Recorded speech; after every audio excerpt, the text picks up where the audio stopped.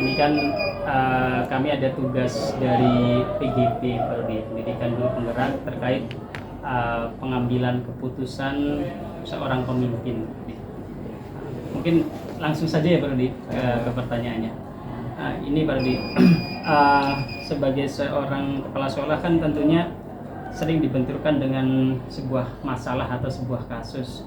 Nah, seperti kita ketahui, kasus itu kan kadang ada yang memposisikan sebagai kasus dua-duanya benar, ada yang memposisikan satunya benar, satunya salah. Nah, untuk hal seperti itu yang biasa Pak Rudi lakukan untuk mengidentifikasi itu masuk ke kasus yang mana, itu langkah-langkahnya seperti apa Pak Rudi? Baik, untuk identifikasi ya Pak, masalah kasus ini kita kan ada unit atau ada guru khusus, yaitu di guru BK dan ada di bidang kesiswaan. Nah, untuk identifikasi tentunya yang akan mengurus itu kan BK, itu mengklasifikasikan berdasarkan kasus yang ada di sekolah. Apakah pelanggaran tentang tertib, pelanggaran ringan, kemudian sedang, dan pelanggaran yang berat. Nah, itu identifikasi itu dulu. Nah, kalau yang ringan barangkali cukup persuasif. Dan kalau sedang biasanya pemanggilan orang tua. Nah, kalau yang sudah berat pakai surat peringatan. Itu identifikasi dulu. Nah, setelah teridentifikasi masalah-masalah yang sudah sedang dan berat itu dari guru BK melapor ke kesiswaan, bisa baru ke kepala sekolah. Nah, diskusi kami setelah identifikasi penyelesaiannya seperti apa. Nah, biasanya kan kasus yang sampai ke kepala sekolah itu yang lumayan berat ya. Biasanya misalkan ada kasus lumayan berat ini, tindakan untuk pengambilan keputusannya seperti apa? Baik, kasus berat ini kan ada dua, yang bidang akademik maupun yang non akademik. Kalau yang akademik biasanya anak ini males, kemudian nilainya turun ya. Karena banyak faktor. Faktornya lingkungan, teman, orang tua, ini yang membentuk dia sehingga prestasinya menurun. Itu penanganannya berbeda. Ya. Nah, ada juga kasus yang menyangkut pelanggaran tata tertib. Pelanggaran tata tertib seperti biasanya bolos, ya, bolos saat jam pelajaran, kemudian bolos saat jam sholat. Ini dia termasuk jenis pelanggaran non akademik. Jadi itu dulu kita pilih. Kalau dia dikatakan ringan, ya kalau baru sekali ya. Tapi kalau sudah melanggar sampai 2-3 kali, itu udah termasuk penyakit yang berat. Ya. Jadi penanganannya itu berbeda.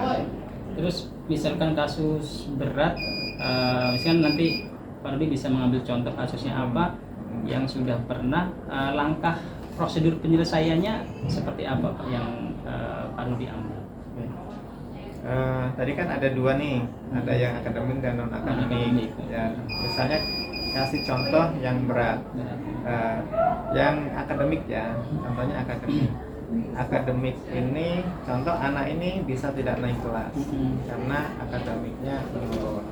Ini kan termasuk berat nih, berat dari segi kemampuan akademik. Nah, kita biasanya penanganannya pemanggilan orang tua, kemudian diberikan pembelajaran tambahan ya, atau remedial dan sebagainya, sampai dia benar-benar sadar ya, sadar dan bisa mengupgrade dirinya. Kita usahakan sampai bisa, karena di situ kita dilema kan? Dilema ketika ini masalah akademik itu artinya anak itu masih proses pembinaan dan bukan menjas anak itu tidak mampu, tapi hanya butuh proses kesabaran. Itu dilema. Di satu sisi ketentuan naik kelas dan tidak naik kelas. Ya, padahal anak yang nilai bagus ketika dikasih kesempatan naik kelas itu kedepannya bisa lebih bagus. Ya, berarti tadi salah satunya memanggil orang tua dan dikomunikasikan dengan siswanya juga ya Pak ya. Terus ini Pak Rudi, itu kan salah satu yang mungkin pernah Pak Rudi lakukan terhadap siswa yang nilainya kecil. Pernah nggak Bapak menemukan tantangan pada saat melakukan keputusan itu? Tantangannya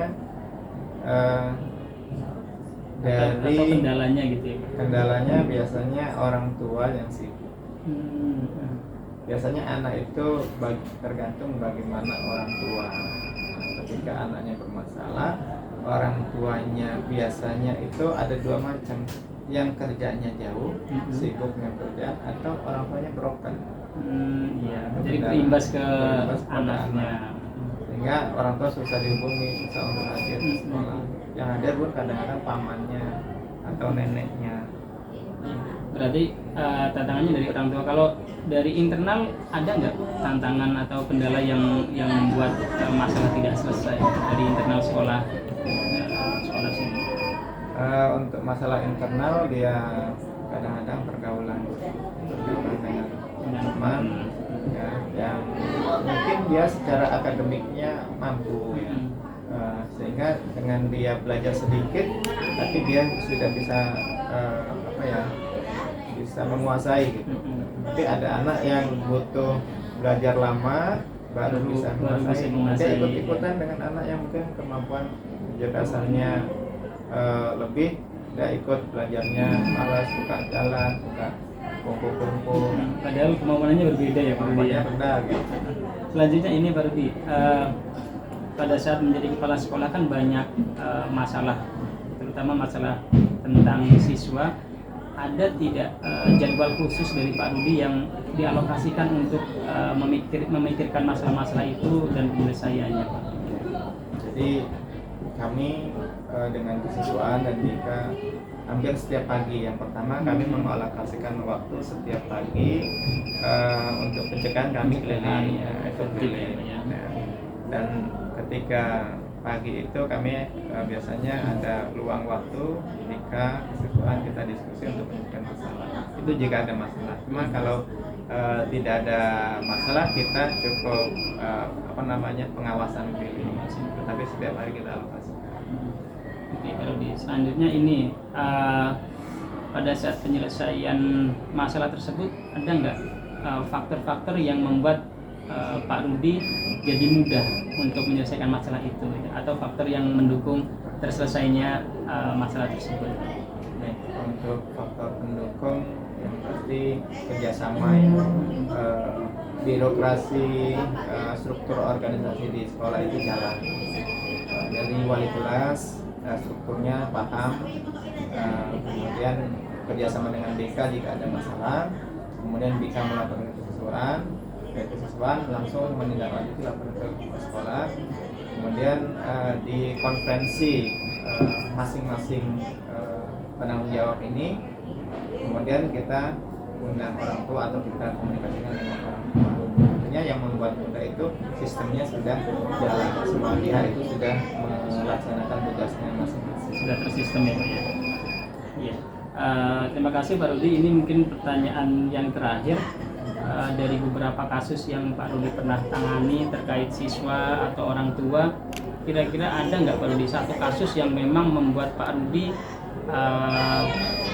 bisa mengambil pembelajarannya? Misalkan, dengan kasus ini besok menghadapi kasus yang lain saya harus seperti ini. Ada nggak Pak yang kasus seperti itu yang berkesan banget dengan Pak Rudi? Jadi kasus yang paling berkesan itu sekarang kan dunia media sosial Pak. Jadi dengan adanya media sosial ini kami kemarin sempat semuanya online berbasis HP. Ya.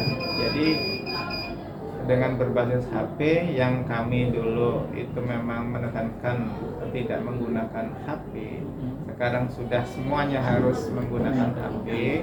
Maka di sini kami agak cukup kesulitan untuk mengawasi penggunaan HP.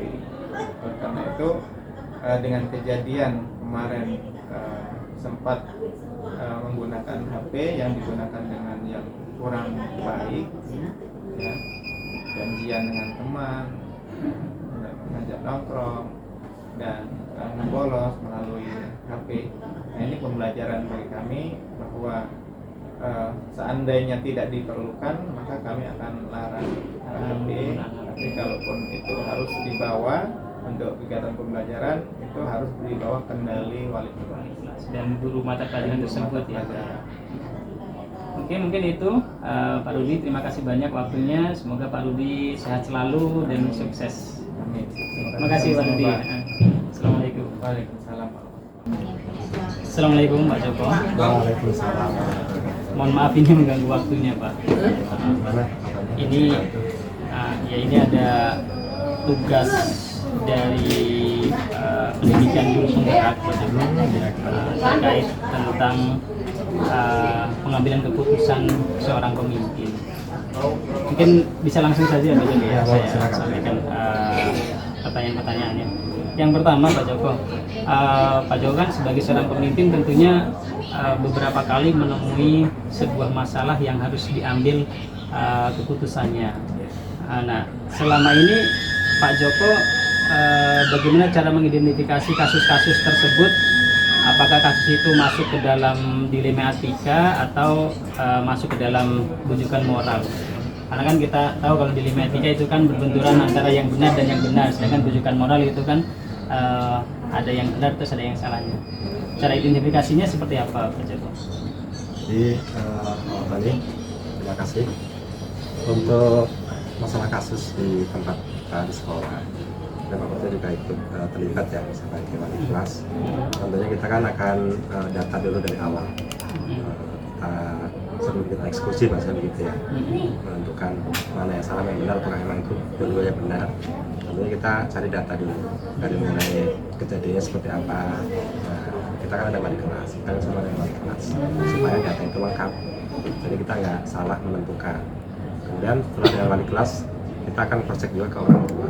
Kasusnya di mana? Apakah kita orang tua? Silakan untuk anaknya dari asrama dengan asrama atau hanya dengan temannya saja. segera menuju ke masjid. Identifikasikan. Kemudian untuk yang putri bisa bersih-bersih Selanjutnya, terlebih dahulu. Sekali lagi, kalau sudah silakan diidentifikasi untuk tentunya kan segera biasanya menuju pihak masjid. sekolah akan mengambil Untuk yang keputusan ya Pak putri, Joko ya. silakan bersih-bersih kelas terlebih dahulu. Terima kasih. Proses pengambilan Wassalamualaikum keputusannya seperti apa Pak Joko, warahmatullahi terutama untuk kasus-kasus yang di situ menjadi kasus dilema etika, yang benar versus yang benar. Seperti apa pengambilan keputusannya Pak Joko? Jadi kita ada beberapa versi Pak. Apa kita akan mengikuti peraturan yang ada? Karena kita kan sini ada namanya tatip ya. Tentunya kita kawal dari awal. Dari mana sudah tahu kita ada sistem tatip poin ya. Kalau Anda melanggar itu akan kena poin. Itu untuk menentukan tadi mengeksekusi.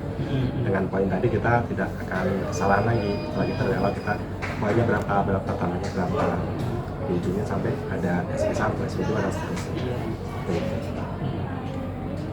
Terus prosedurnya gimana Pak Joko?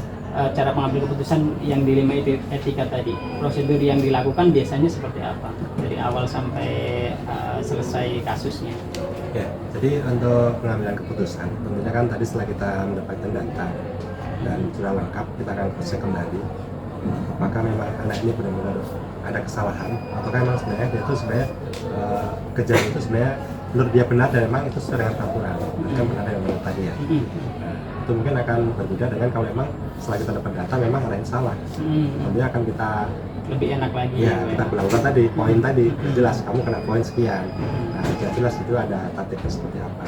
Tapi kalau memang dia benar-benar tentunya kita akan kembalikan lagi supaya anak ini memahami lah ya. Yang dilakukan memang betul, tapi mungkin caranya nggak benar. Nah itu makanya tadi kebentur antara benar dan benar tadi seperti itu. Terus kan prosedur yang dilakukan itu seperti yang Pak Joko sampaikan tadi. Kira-kira ada hal nggak Pak Joko yang membantu sehingga pengambilan keputusannya itu lebih efektif? Pengambilan lebih efektif.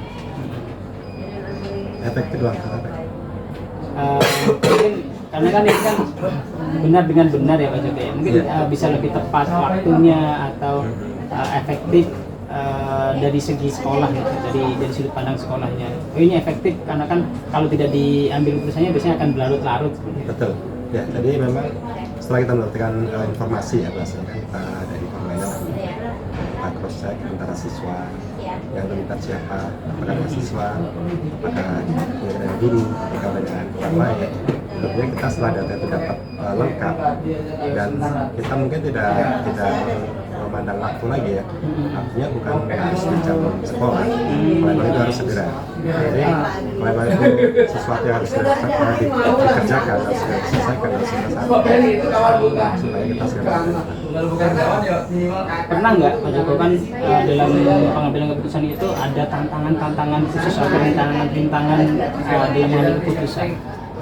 Tentu saja Pak, banyak sekali rintangan kita hadapi ini, seperti kita benturan dari masyarakat, orang tua yang tidak bisa paham dengan kita atau tidak sependapat dengan apa yang kita lakukan di tempat kita, peraturannya itu selalu tantangannya untuk meluruskan kembali lah.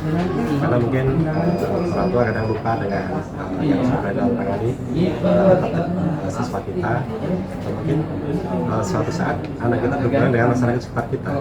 Nah itu kan perlu kita cross check kembali dan kita harus meluruskan kembali.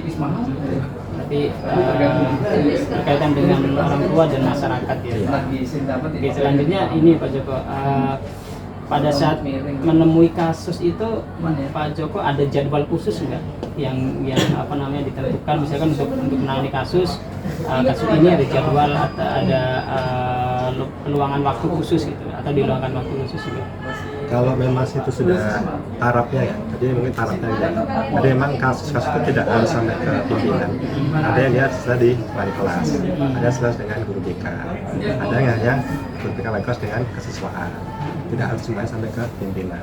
Jadi kalau memang kasus itu sudah bahasanya sudah urgent ya, harus sampai ke pimpinan, harus segera selesaikan.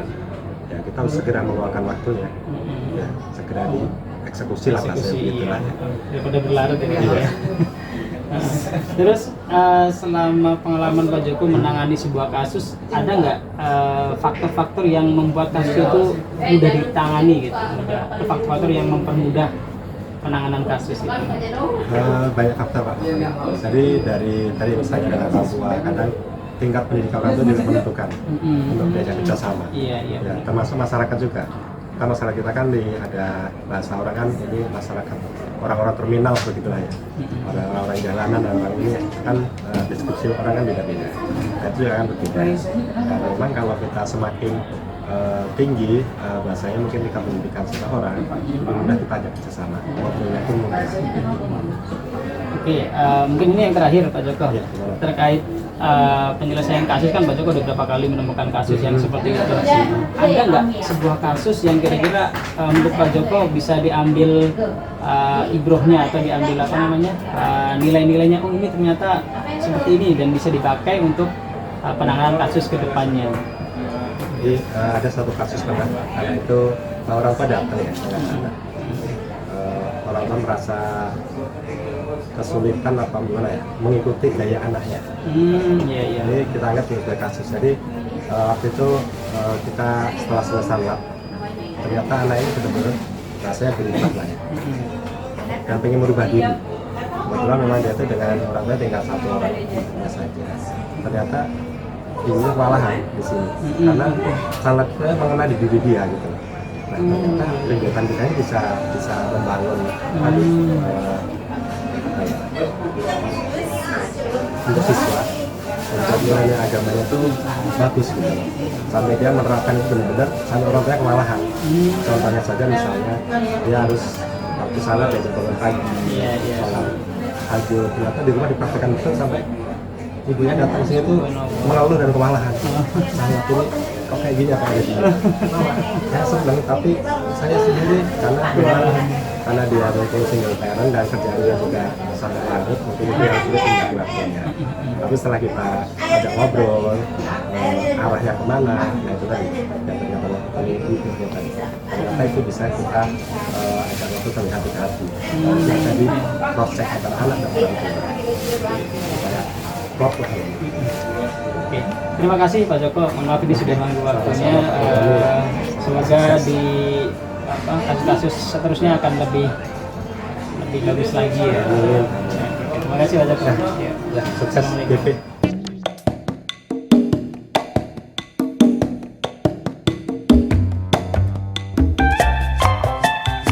bensound.com